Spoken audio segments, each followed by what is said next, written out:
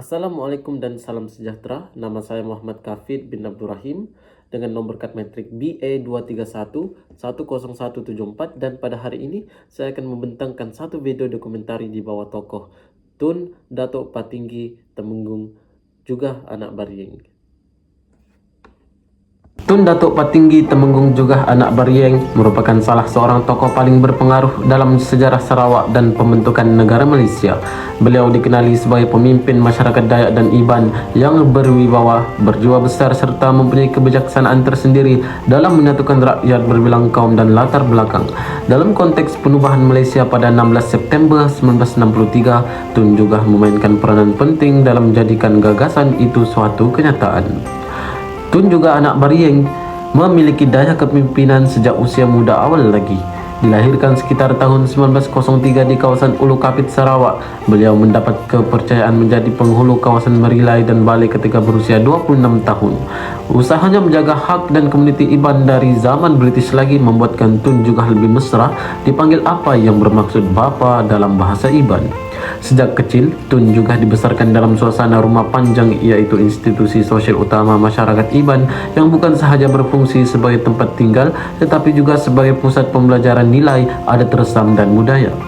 Kehidupan di rumah panjang mendidik Tun juga untuk memahami kepentingan hidup bermasyarakat, menghormati ketua adat serta mengutamakan persepahaman dan kerjasama. Dalam masyarakat Iban, setiap keputusan penting dibuat secara perbincangan dan persetujuan bersama. Nilai inilah yang secara tidak langsung membentuk cara pemikiran Tun juga dalam memimpin dan menyelesaikan konflik pada masa akan datang. Dari segi pendidikan, Tun juga tidak menerima pendidikan formal barat seperti kebanyakan pemimpin modern. Namun begitu, beliau menerima pendidikan tidak formal yang sangat kukuh melalui pemerhatian, pengalaman hidup dan pembelajaran adat turun-temurun. Beliau mendalami undang-undang adat Iban, memahami struktur kepimpinan tradisional serta mempelajari cara mengendalikan perselisihan secara aman dan berhemah. Ilmu adat ini menjadikan Tun juga seseorang yang matang dalam membuat keputusan dan dihormati oleh masyarakat sekeliling. Kepribadian Tun juga yang tenang, bijak berbicara dan berani menyatakan pendapat menjadikan beliau dikenali sebagai seorang pemimpin semula jadi. Keupayaan beliau untuk mempengaruhi dan meyakinkan masyarakat menyebabkan beliau mula diberi kepercayaan untuk memimpin dan mewakili suara orang Iban dalam berbagai urusan adat dan sosial. Dari sinilah bermulanya perjalanan Tun juga sebagai seorang pemimpin adat yang disegani. Seiring dengan peningkatan usia dan pengalaman, Tun juga telah dilantik sebagai Temenggung, yaitu jawatan tertinggi dalam hierarki kepemimpinan adat masyarakat Iban. Jawatan ini membawa tanggung jawab besar termasuk menjaga keharmonian masyarakat, memastikan pematuhan adat resam, serta menjadi pengadil dalam pertikaian antara komuniti. Sebagai Temenggung, Tun juga bukan sahaja memimpin masyarakat Iban, malah menjadi simbol perpaduan dan kestabilan di kawasan pedalaman Sarawak.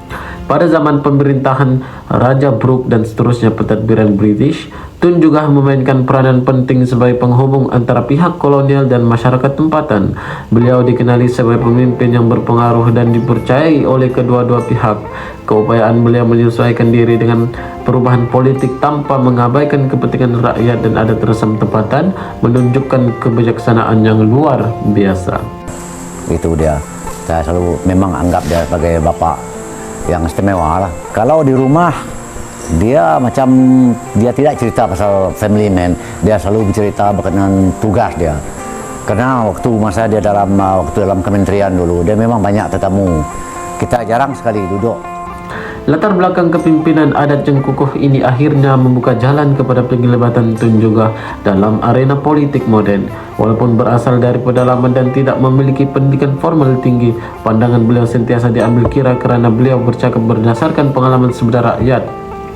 Tun juga menjadi seorang penting masyarakat Dayak dalam menentukan masa depan Sarawak, khususnya ketika perbincangan dan berkaitan pembentukan Persekutuan Malaysia. Semasa tinjauan tentang gagasan Malaysia dibuat, Tun juga bersama beberapa pemimpin pribumi termasuk etnik lain pada mulanya tidak bersetuju. Walau bagaimanapun, pendirian beliau berubah selepas diundang ke Malaya dan melihat sendiri pembangunan. Beliau juga membuat pertemuan dengan 51 penghulu dan pegawai daerah di Kapit dan mendapat persetujuan penuh untuk menyertai Persekutuan Malaysia. Sumbangan terbesar Tun juga ialah peranan beliau dalam menyokong pembentukan Persekutuan Malaysia pada tahun 1963. Pada ketika itu, cadangan penubuhan Malaysia menimbulkan pelbagai reaksi dalam kalangan masyarakat Sarawak. Terdapat kebimbangan terhadap hak masyarakat pribumi, masa depan politik negeri, serta kemungkinan terhakisnya adat dan budaya tempatan. Tun juga sebagai pemimpin kaum Iban yang sangat dihormati memainkan peranan penting dalam menjelaskan situasi ini kepada rakyat. Beliau menggunakan pengaruh dan kepercayaan yang dimiliki untuk meyakinkan masyarakat bahawa penyertaan Sarawak ke dalam Malaysia mampu menjamin kestabilan politik dan membuka peluang pembangunan yang lebih luas. Tun juga terlibat secara aktif dalam rundingan dan perbincangan dengan pemimpin tempatan serta pihak persekutuan, memastikan suara dan kepentingan masyarakat pribumi Sarawak tidak diabaikan. Keputusan menyokong pembentukan Malaysia membuktikan kebijaksanaan beliau dalam membuat pertimbangan demi masa depan negeri dan rakyat. Selain sumbangan dalam aspek politik negara, Tun juga turut memainkan peran besar dalam memupuk perpaduan dan keharmonian antara kaum di Sarawak. Negeri Sarawak terkenal dengan kepelbagaian etnik dan budaya, dan keadaan ini memerlukan kepimpinan yang mampu menyatukan masyarakat tanpa mengira latar belakang. Tun juga dikenali sebagai seorang pemimpin bersikap terbuka dan sederhana, sentiasa menekankan kepentingan terhadap toleransi serta persepahaman antara kaum. Beliau tidak hanya memperjuangkan kepentingan satu kaum semata-mata, sebaliknya berusaha membina hubungan baik antara masyarakat Iban dengan kaum-kaum lain seperti Melayu, Cina, dan etnik-etnik lain. Pendekatan kepimpinan yang inklusif ini membantu mengelakkan konflik dan mewujudkan suasana aman yang kondusif untuk pembangunan Sarawak. Sumbangan Tun juga dalam membina asas perpaduan ini kekal relevan sehingga ke hari ini. Beliau juga memberi sumbangan yang besar dalam mempertahankan hak dan kepentingan masyarakat Iban, khususnya dalam konteks adat resam dan identiti budaya. Dalam menghadapi arus pemodernan, beliau menyadari bahawa pembangunan yang pesat berpotensi menghakis nilai tradisional masyarakat pribumi. Itu sudahlah terbentang dengan jelasnya. Dan insya-Allah dengan izin Allah Subhanahu wa taala pada 31 hari bulan Ogos 63 kelak negara baru itu akan muncul sebagai sebuah negara yang merdeka dan berdaulat. Di samping itu, Tun juga dikenali sebagai seorang yang negarawan yang mengamalkan gaya kepimpinan berasaskan kebijaksanaan dan perundingan. Beliau lebih mengutamakan dialog dan persefahaman berbanding konflik. Sikap ini menjadikan beliau seorang pemimpin yang disegani bukan sahaja oleh rakyat biasa, malah oleh pemimpin di peringkat negeri dan persekutuan. Tun juga menunjukkan bahawa kepimpinan sejati bukanlah tentang kekuasaan, tetapi tentang tanggung jawab dan pengorbanan demi kepentingan rakyat. Sumbangan beliau dalam membentuk budaya kepimpinan yang beretika dan berteraskan nilai kemanusiaan menjadi legasi penting dalam sejarah Sarawak. Nilai warisan pertama yang paling jelas terpancar dalam kepimpinan Tun juga ialah kepimpinan berteraskan adat dan tradisi. Sebagai seorang Temenggung, Tun juga memahami bahawa adat bukan sekadar amalan turun-temurun, tetapi merupakan asas kepada keseimbangan sosial dan keharmonian hidup bermasyarakat. Beliau menjadikan adat Iban sebagai panduan utama dalam memimpin rakyat, menyelesaikan pertikaian serta mengekalkan keharmonian dalam komuniti rumah panjang. Pendekatan ini menunjukkan bahawa warisan tradisional mampu berfungsi seiring dengan perubahan zaman tanpa mengorbankan identiti asal masyarakat. Bagi beliau, adat merupakan cerminan nilai kemanusiaan seperti keadilan, hormat menghormati, dan tanggung jawab bersama. Nilai ini diwariskan melalui teladan kepimpinan beliau yang sentiasa mengutamakan kepentingan rakyat berbanding kepentingan pribadi. Warisan kepimpinan adat yang dibawa oleh beliau menjadi bukti bahawa sistem kepimpinan tradisional Sarawak mempunyai kekuatan tersendiri dan wajar dipelihara sebagai khazanah warisan tidak ketara. Selain itu, Tun juga turut mewariskan nilai perpaduan dan keharmonian antara kaum yang sangat penting dalam konteks masyarakat majmuk Sarawak. Beliau percaya bahawa perbezaan kaum, budaya dan agama bukanlah satu penghalang, sebaliknya merupakan kekuatan yang perlu diraihkan. Pendekatan beliau yang inklusif dan terbuka menjadikan beliau seorang tokoh yang dihormati oleh pelbagai lapisan masyarakat. Dalam perjuangan politik dan sosialnya, Tun juga sentiasa menekankan kepentingan hidup dalam keadaan aman dan saling bekerja sama. Sokongan beliau terhadap pembentukan Malaysia pada tahun 1963 mencerminkan pemikiran jauh ke hadapan yang mengutamakan kestabilan dan masa depan generasi akan datang. Nilai perpaduan ini merupakan warisan yang sangat bernilai kerana ia membentuk asas kepada keharmonian Sarawak yang kita nikmati hari ini. Seterusnya, nilai warisan yang tidak kurang penting ialah kebijaksanaan dalam diplomasi dan perundingan. Tun juga dikenali sebagai pemimpin yang tenang, berhemah dan tidak tergesa-gesa dalam membuat keputusan. Beliau lebih memilih jalan perbincangan dan rundingan berbanding konflik, terutama ketika berhadapan dengan isu-isu besar yang melibatkan masa depan Sarawak. Kebijaksanaan ini mencerminkan kearifan tempatan yang berakar daripada pengalaman hidup dan pemahaman mendalam terhadap masyarakat.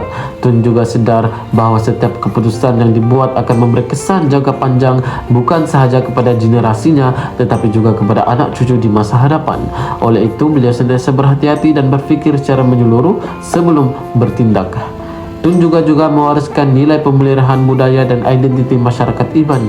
Dalam arus pemodenan yang semakin pesat, beliau tidak pernah mengabaikan kepentingan menjaga bahasa, adat istiadat dan cara hidup tradisional. Tun juga percaya bahawa suatu bangsa akan kehilangan jati diri sekiranya warisan budayanya dilupakan. Melalui sokongan beliau terhadap institusi adat dan kepimpinan tradisional, beliau memastikan bahawa warisan budaya Iban terus dihormati dan diwariskan kepada generasi muda.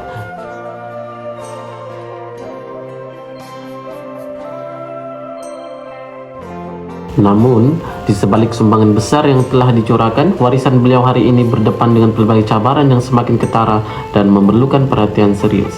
Isu pemeliharaan warisan Tun juga tidak boleh dilihat secara terpisah daripada perubahan zaman, perkembangan politik semasa serta transformasi sosial yang berlaku dalam masyarakat Sarawak. Tanpa pengurusan warisan yang sistematik dan berkesan, jasa serta pemikiran seorang tokoh besar berisiko untuk pudar dalam ingatan kolektif masyarakat. Salah satu isu utama dalam menjaga warisan Tun juga ialah kurangnya dokumentasi bertulis yang merangkumi nasihat adat, ucapan, serta pemikiran politik dan sosial beliau. Sebagai seorang pemimpin tradisional yang lahir daripada budaya lisan masyarakat Iban, kebijaksanaan Tun juga banyak disampaikan melalui pertuturan, perbincangan adat dan amalan kepimpinan dalam kehidupan seharian. Namun, sebagian besar ilmu dan pandangan tersebut tidak direkodkan secara formal dalam bentuk tulisan, manuskrip atau arsip yang tersusun.